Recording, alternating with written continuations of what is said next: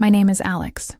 I am 12 years old, and last spring my parents boarded a plane to Brazil, pressed a wrinkled $50 bill into my hand, and told me this was my chance to prove how grown up I really was. Your Aunt Linda lives just a few blocks away if you need anything serious, my dad said, though his eyes never left his phone screen as he scrolled through boarding passes. But honestly, you won't need her. You're basically a teenager now. You've got this.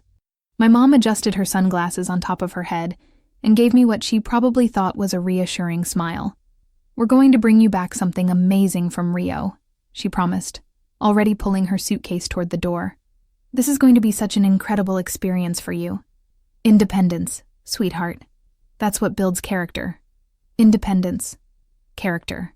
Those words felt heavy in my mouth as I watched their Uber pull away from the curb, brake lights disappearing around the corner like they couldn't wait to put distance between us. $50. 3 full weeks. 21 days. No meal plan. No emergency contact list written down. No schedule for check-ins. Just a casual mention of an aunt I had maybe seen twice in my entire life and didn't even have a phone number for, combined with the breezy assumption that turning 12 somehow gave me the ability to function like a fully capable adult. I stood in the doorway, watching the empty street, feeling the spring breeze against my face. The $50 bill felt thin and insufficient in my palm, like tissue paper pretending to be something substantial. I can handle this, I said out loud to the empty hallway.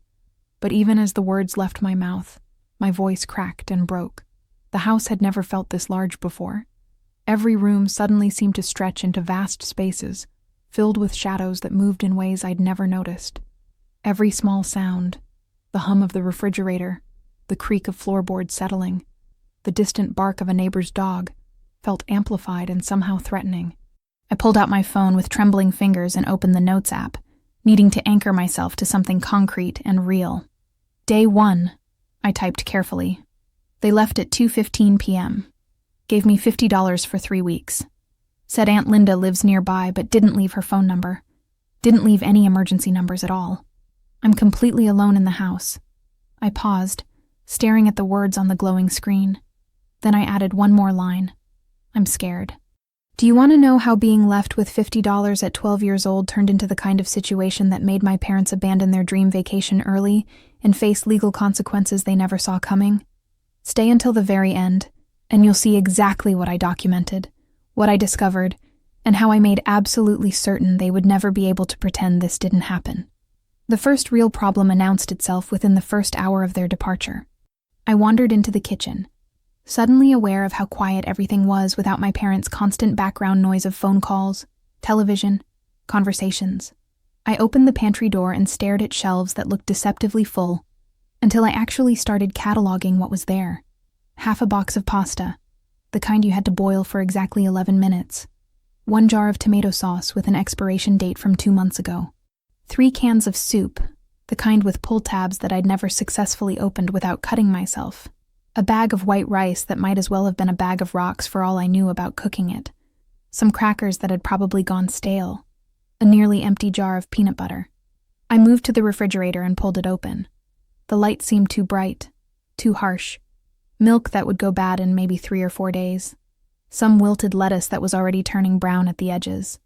2 takeout containers with leftovers that I wasn't entirely sure were still safe to eat. A stick of butter. Some condiments. Half a block of cheese that was starting to develop a hard edge. That was it. That was what they'd left me with for 21 days. I did the math, standing right there in front of the open refrigerator. The cold air washing over me. $50 divided by 21 days. That came out to about $2.38 per day. $2.38 for breakfast, lunch, and dinner. Even at 12 years old, even with my limited understanding of how much food actually cost, I knew that wasn't enough. Not even close. Not even remotely close. For a moment, I felt something like panic rising in my chest, making it hard to breathe. Then I forced myself to take a deep breath and think rationally. This was just a challenge, right? Like a puzzle or a game. I could figure this out. I had to figure this out. Because the alternative, calling my parents and admitting I couldn't handle it, admitting I wasn't as mature and independent as they'd claimed I was, felt worse than being hungry. Day 1, I decided to make it into an adventure. I filled a pot with water, set it on the stove, and figured out how to turn on the burner after 3 tries. I watched the water heat up, adding the pasta when I saw bubbles forming. I mixed in the expired tomato sauce, telling myself that expiration dates were probably just suggestions anyway. I plated it carefully, pretending I was a chef on one of those cooking competition shows, making this simple meal look as good as possible. I ate slowly, trying to make each bite last, trying to make the meal feel more substantial than it was. I told myself this was like camping, like those survival shows where people had to make do with limited resources. This was a test, a challenge, an opportunity to prove myself. I could do this. I was mature. I was independent. I was capable. By day 3, every bit of that positive self-talk had evaporated like steam. I woke up on the morning of the 3rd day to an empty kitchen and a stomach that felt like it was consuming itself from the inside out. The growling was so loud, I was genuinely embarrassed even though no one else was there to hear it. The pasta was completely gone. The soup cans sat on the counter like small metal monuments to my failure, their pull tabs mocking me. I'd tried to open one the night before using a butter knife, and had ended up with a jagged cut across my thumb that bled more than I'd expected, and hurt way more than I wanted to admit. I stood at the kitchen sink, running cold water over the cut, watching the pink-tinged water swirl down the drain. My hands were shaking, not just from the pain, but from hunger, from exhaustion, from the crushing weight of realizing that this wasn't an adventure, or a challenge, or a game. This was abandonment. This was my parents choosing a vacation, choosing Brazilian beaches and tourist attractions and Instagram-worthy moments over making sure I had enough food to eat. I grabbed my phone with my non-injured hand and opened the camera app. The face that looked back at me in the preview screen didn't look like mine. The eyes seemed too big, too hollow. My hair was messier than usual. The bandage I'd wrapped around my thumb using paper towels and Scotch tape looked pathetic and amateurish. Day 3, I whispered to the camera, my voice coming out smaller and more frightened than I'd intended. I'm so hungry. I tried to open a can of soup last night and I cut myself. There's no first aid kit. There's no adult. They haven't called me. Not even once. Not a single text message. I don't think they even remember I exist right now. I hit save and created a new folder on my phone. I titled it Evidence and stored the video there. Then I opened my notes app again and added another entry. Day 3. Cut my hand trying to open food. No first aid supplies in the house. No adult to help.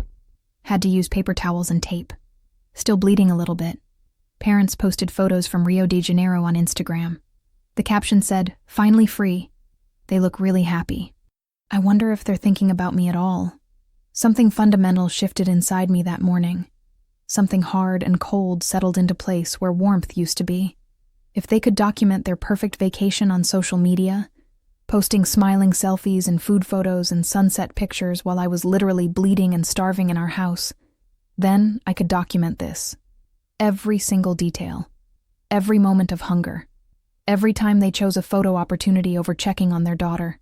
If you were 12 years old and suddenly realized your parents cared more about their vacation photos than whether you'd eaten that day, would you stay silent and pretend everything was fine? Or would you start building an evidence file of every single thing they were getting wrong? By day 5, I had developed a system out of sheer desperate necessity. I rationed the remaining food with mathematical precision, eating 1 small meal per day, just barely enough to stop the dizziness that came when I stood up too quickly, but never enough to actually feel full or satisfied. I learned to drink massive amounts of water to try to trick my stomach into thinking it was getting something substantial. I discovered that lying very still made the hunger pangs less intense, so I spent hours in my room, lying on my bed, watching videos on my phone to distract myself from the constant gnawing emptiness in my stomach. But I wasn't just surviving anymore. I was building a case. Every single morning I took photographs, the refrigerator getting progressively emptier, the bare shelves staring back at the camera like an accusation, the pantry with its dwindling supplies. The $50 bill that I kept on the kitchen counter, untouched, because once that money was gone, there would be absolutely nothing left between me and complete disaster. I recorded video diaries where I explained in careful detail what I'd eaten, how I felt physically, what time it was, how many days had passed since my parents had left, how many days it had been since any kind of communication from them. Day 5, I said to the camera, my voice flat and mechanical. I ate half a can of soup today. That was my only meal. I'm dizzy when I stand up. My head feels foggy all the time. It's hard to concentrate. They posted an Instagram story about trying Brazilian barbecue. I counted the meat in the photo. 17 different types. I had soup from a can that I struggled to open without cutting myself again. I wasn't angry anymore. Anger required too much energy, and I barely had enough energy to make it from my bed to the bathroom and back. Instead, I was calculating, cold, methodical. Every piece of evidence was time-stamped, dated, documented. Every photo, every video, every note. I was building something they would never be able to explain away. On day 6, I tried to go to school. I made it halfway through second period before the school nurse called me to her office, because my math teacher said I looked worryingly pale and had nearly fainted when I stood up to go to the board. The nurse took my temperature, checked my blood pressure, asked me questions I answered with carefully constructed half-truths. I'm fine. Just didn't sleep well. Maybe coming down with something. Yes, my parents know. Yes, they're home. She didn't believe me. I could see it in her eyes. But she couldn't prove anything, so she sent me back to class with instructions to drink more water and get more rest. I made it through the rest of the day by sheer willpower, then went home to my empty house and my empty stomach, and added another entry to my documentation. Day 6. Almost fainted in math class. School nurse asked questions, but I lied. Don't know how much longer I can keep this up. Parents posted photos from Copacabana Beach. Mom's caption said, "Best decision we ever made." That night, lying in bed with my stomach cramping from hunger, I made a decision. I pulled out my phone and recorded a different kind of video. "My name is Alex Thompson," I said, looking directly into the camera. "I'm 12 years old. Today is day 6 of being completely alone. If something happens to me, if I get sick or hurt or worse, I want there to be a record. I want people to know that I told someone, that I tried to get help, that I documented everything. I want people to know that this wasn't my fault. This wasn't because I wasn't mature enough or independent enough. This was because my parents chose a 3-week vacation in Brazil over making sure their 12-year-old daughter had enough food to eat. I saved that video separately, backing it up to the cloud, making sure it couldn't be lost or deleted. Then I finally, desperately, did something I'd been avoiding. I texted my best friend Maya. "Hey, haven't seen you at school much this week. Everything okay?" The response came back almost immediately. "Been sick. Parents are in Brazil. Kind of rough. Wait, what? You're home alone?" I stared at the message for a long moment. This was it. The moment where I could either keep pretending or ask for help. "Yeah, 3 weeks. It's fine, though. I'm good." The 3 dots appeared and disappeared several times. Then, "Alex, that's not okay. That's really not okay.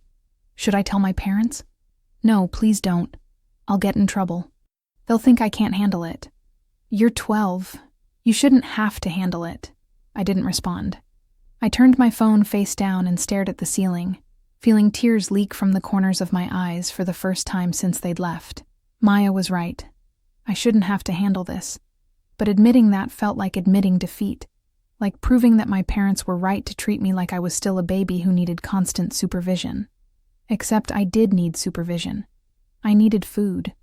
I needed someone to care whether I woke up in the morning. On day 7, everything changed. I was sitting on the couch, wrapped in a blanket, because I was too exhausted to walk to the thermostat and adjust it, when my phone rang with a number I didn't recognize. I almost didn't answer, but something made me hit accept. "Hello?" My voice came out hoarse and rough. "Hi. Is this Alex Thompson? This is Ms. Patricia Chen from Riverside Middle School. I'm calling about your absences this week. You've missed 3 days, and we haven't received any communication from your parents or guardians. Is everything all right?" My heart started hammering so hard I could feel it in my throat. This was the moment. The real moment. I could lie.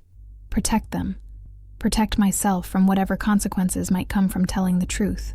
Or I could do what every instinct was screaming at me to do and just tell someone, anyone, what was actually happening. My parents are in Brazil, I said slowly, each word feeling like I was stepping off a cliff. They've been gone for a week. They're going to be gone for 2 more weeks. There was a pause, a long, heavy pause that seemed to stretch on forever. I see, Ms. Chen said carefully. And who is staying with you while they're gone, Alex? I swallowed hard. The lie was right there, easy and available. I could say my aunt, or a family friend, or anyone, but I was so tired, so hungry, so completely exhausted from pretending. No one, I admitted, and saying it out loud felt like releasing something I'd been holding inside for too long. It's just me. They said I was old enough. They said I was mature. They left me $50 and told me to handle it. $50. Her voice changed completely, became sharp and focused. For 3 weeks? Yes, ma'am. Alex, I need you to stay on the phone with me. Don't hang up, okay? I'm going to connect you with our school counselor, Mr. Davis. He's going to want to talk to you. Can you hold on? Before I could answer, the line clicked and a new voice came on. Male, warm, but deadly serious. Alex, this is Mr. Davis. Ms. Chen just gave me a quick overview of the situation. First, I want you to know that you are not in any kind of trouble. You didn't do anything wrong. But I need to ask you some questions, and I need you to be completely honest with me. Can you do that? Yes, I whispered. Okay. Can you tell me what you've been eating this week? The question broke something open inside me. Suddenly I was crying, actual tears streaming down my face, my breath coming in gasps. Not much, I choked out between sobs. Pasta the first day, then soup. I've been trying to make it last, but I'm so hungry. All the time. I'm hungry right now. I cut my hand trying to open a can, and I didn't know what to do, because there's no first aid kit. I don't know how to cook rice. The milk went bad. They haven't called me once. Not once. They keep posting pictures from their vacation like I don't exist. Like they don't even remember they have a daughter. Okay, he said gently, his voice steady and calm in a way that made me cry harder. Okay, Alex, listen to me. You're going to be okay. I promise you're going to be okay. Here's what's going to happen. I'm coming to your house right now. I'm bringing food, real food, and we're going to figure this out together. Can you text me your address? I did. My fingers shaking so badly I had to retype it twice. 23 minutes later, which I know because I watched every single minute tick by on the clock, there was a knock on my Mr. Davis standing.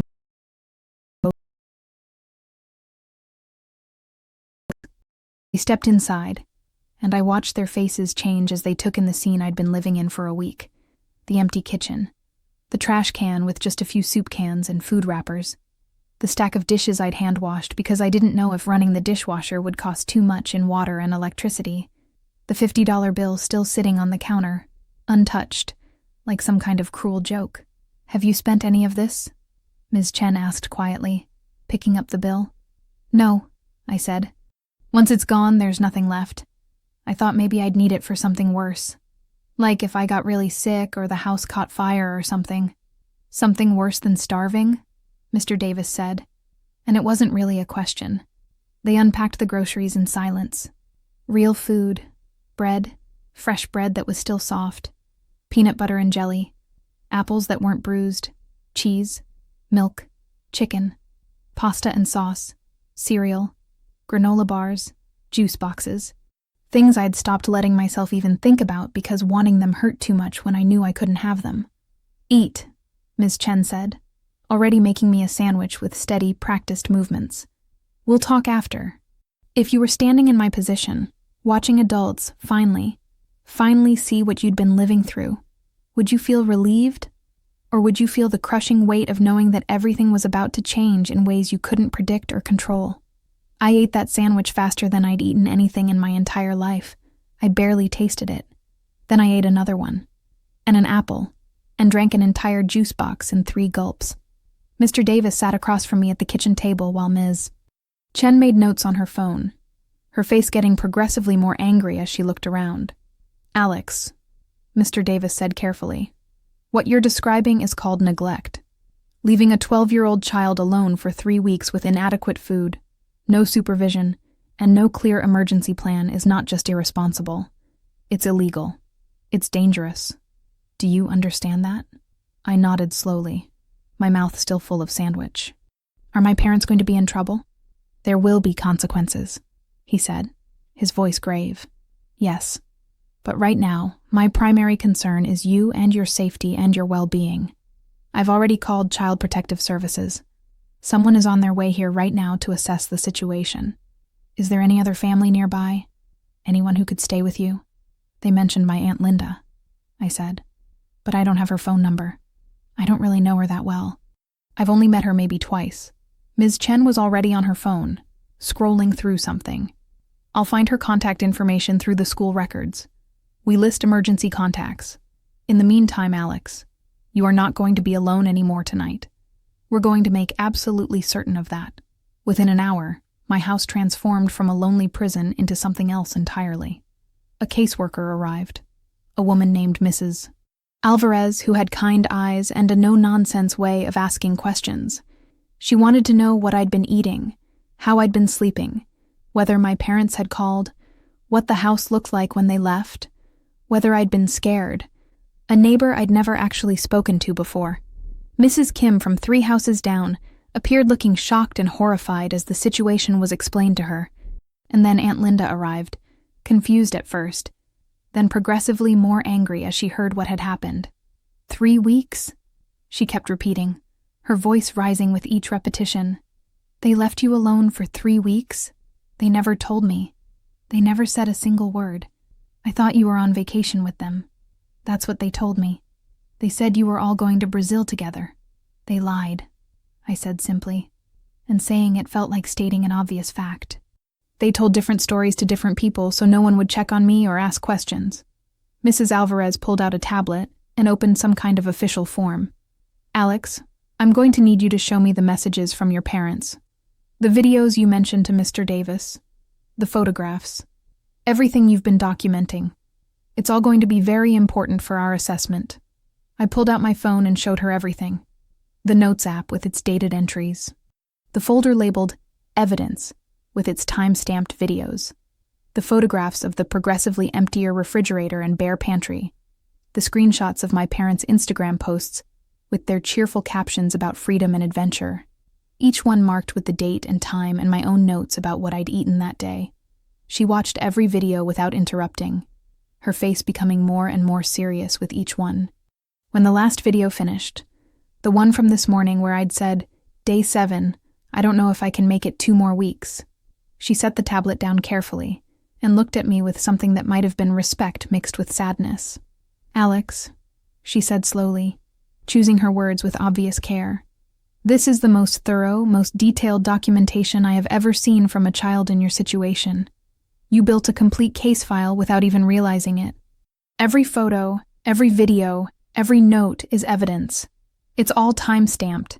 It's all detailed. It's all verifiable. Do you understand what you've done here? Do you understand how powerful this is? I just wanted someone to believe me, I whispered, my voice breaking. I thought if I had proof, they couldn't say I was making it up or being dramatic or exaggerating. They always say I'm too dramatic about things. You are not dramatic, she said firmly, with absolute conviction. You are a child who was placed in an impossible, dangerous situation and who did what she had to do to survive. And now, because of what you documented, because of your intelligence and your foresight, we can make absolutely certain this never happens to you again. That night, I stayed at Aunt Linda's house. She made me dinner, real dinner with vegetables and protein and a dessert I didn't have to ration or save for later.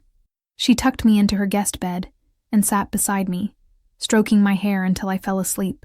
But even as I drifted off, warm and full for the first time in a week, I knew this was just the beginning.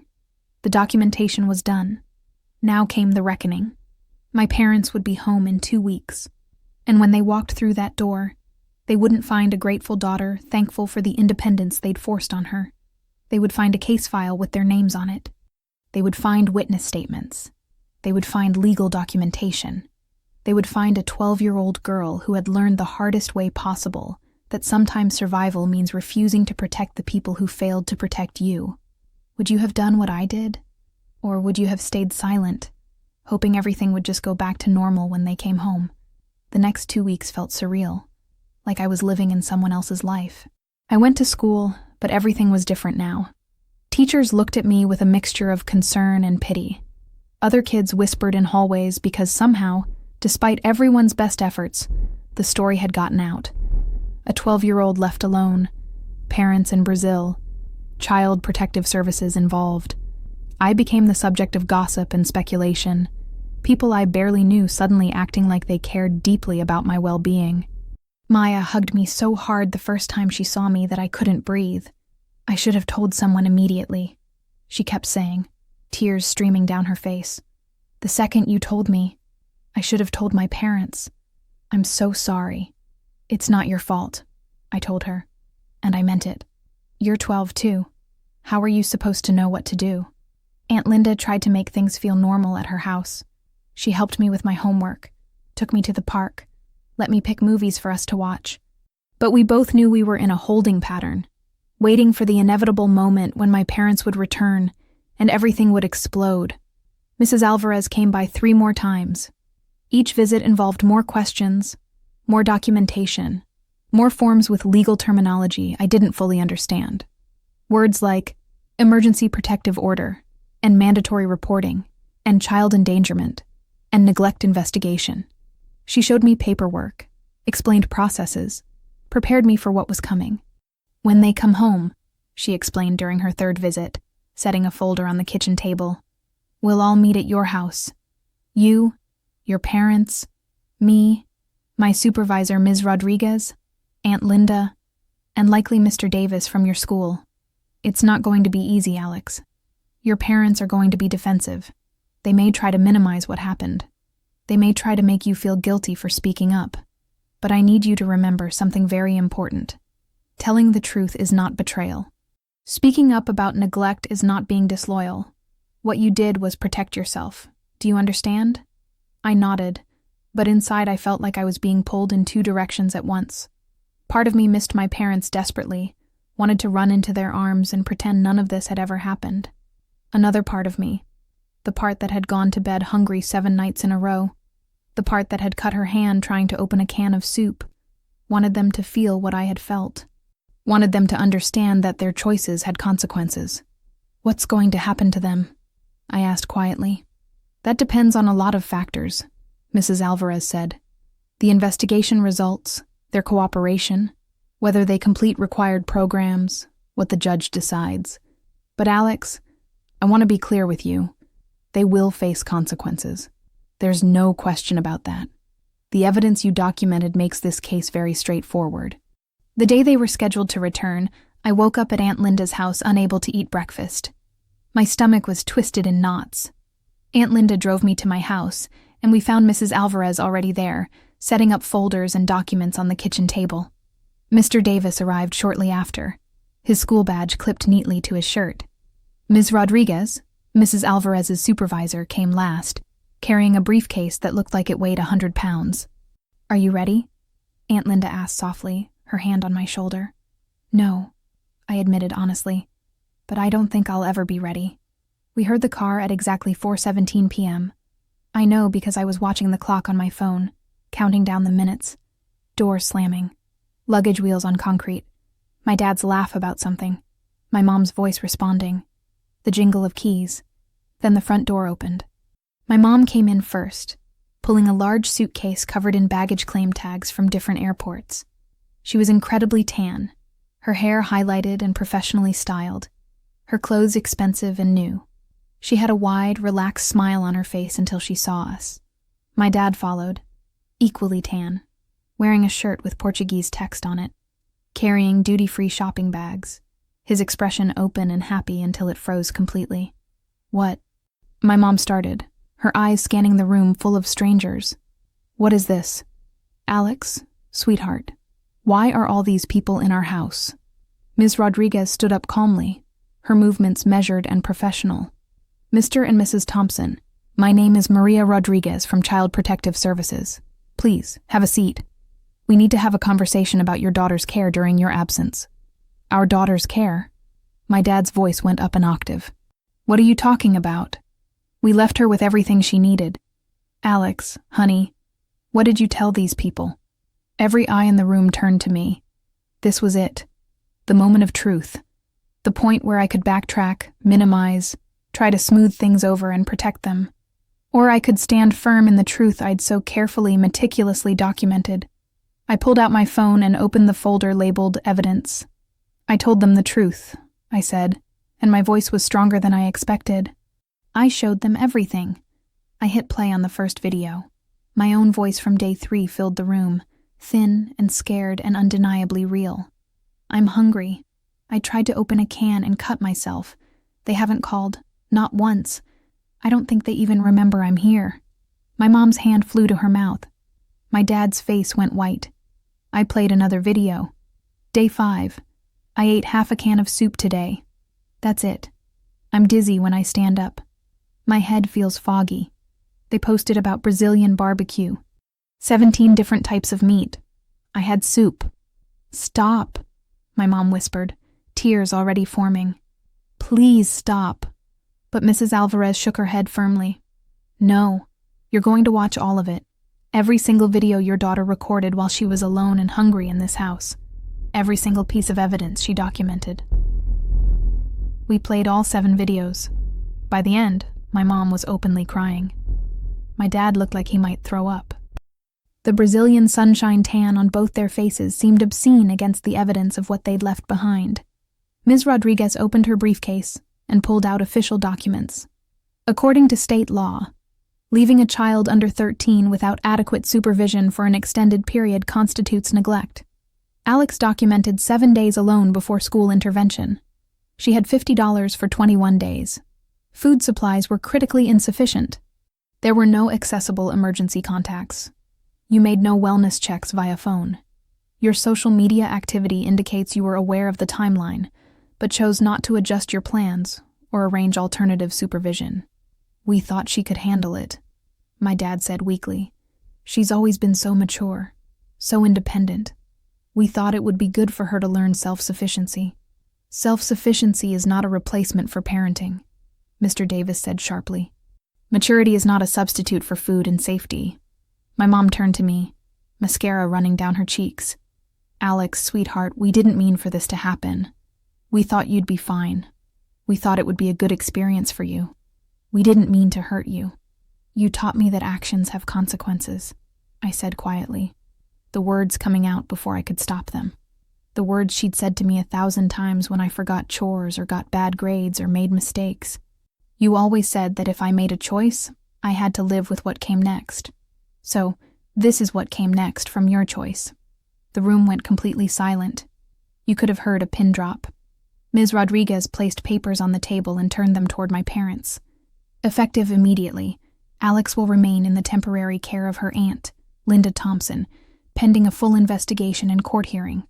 You will be required to attend parenting classes, undergo psychological evaluation, and participate in supervised visitation only. Full custody will not be restored without court approval and completion of all required programs. You're taking our daughter? My mom's voice cracked completely. Over a misunderstanding? Over 3 weeks? This isn't a misunderstanding, Aunt Linda said, speaking for the first time, her voice like steel. This is neglect. This is child endangerment. And Alex documenting it doesn't make her a liar or a traitor. It makes her a survivor who was smart enough to build proof of what was happening to her. My dad stood up suddenly, his chair scraping against the floor. This is insane. We made a mistake, yes, but we're her parents. You can't just take her away based on some videos a 12-year-old made. She's probably exaggerating. Kids do that. They dramatize things.